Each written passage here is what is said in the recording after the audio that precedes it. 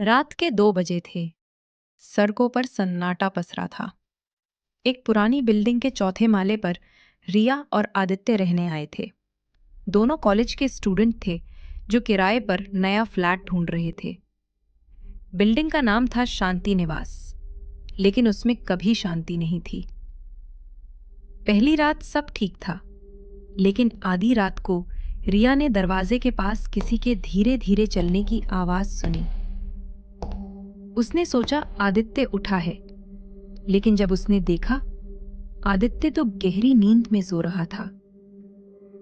सुबह उसने ये बात बताई तो आदित्य हंस दिया, शायद हवा रही होगी। लेकिन दूसरी रात वही आवाज फिर आई। इस बार आवाज के साथ दीवार पर कुछ खरोंचने जैसी आवाज भी आई, जैसे कोई उंगलियों से दीवार खुरच रहा हो। रिया डर गई। उसने टॉर्च जलाई। दीवार पर उभरा था एक शब्द, नेक्स्ट। वो चिल्लाई। आदित्य भाग कर आया। जब उसने देखा, दीवार बिल्कुल साफ थी, कोई निशान नहीं। रिया ने पागल सी आंखों से कहा, मैंने देखा था आदित्य, लिखा था नेक्स्ट। अगली रात आदित्य ने कैमरा लगा दिया। उसने कहा, अगर कुछ है तो रिकॉर्ड होगा। लेकिन जब सुबह उन्होंने रिकॉर्डिंग देखी तो वीडियो में एक काली परछाई खड़ी थी जो सीधा कैमरे में देख रही थी, और दीवार पर खून से लिखा था नेक्स्ट रूम।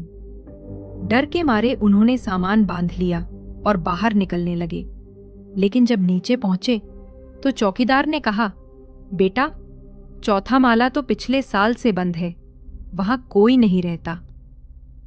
रिया और आदित्य ने एक दूसरे की तरफ देखा। उनके पैर के नीचे की जमीन हिल चुकी थी। उन्होंने मुड़कर देखा। ऊपर खिड़की में उनका ही कमरा था, पर अंदर दो परछाइयां खड़ी थीं, और वो दोनों मुस्कुरा रही थीं।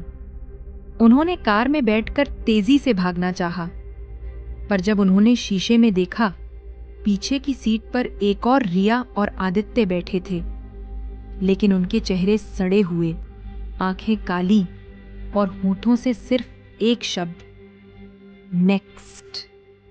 उस रात से आज तक जो भी उस बिल्डिंग के चौथे माले में गया, उसने कहा कि किसी ने दरवाजे के पीछे से धीमे से फुसफुसाया, नेक्स्ट रूम इज योर्स।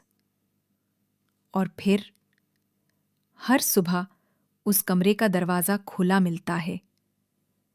कहानी खत्म नहीं होती, क्योंकि अगला कमरा हमेशा किसी का इंतजार करता है।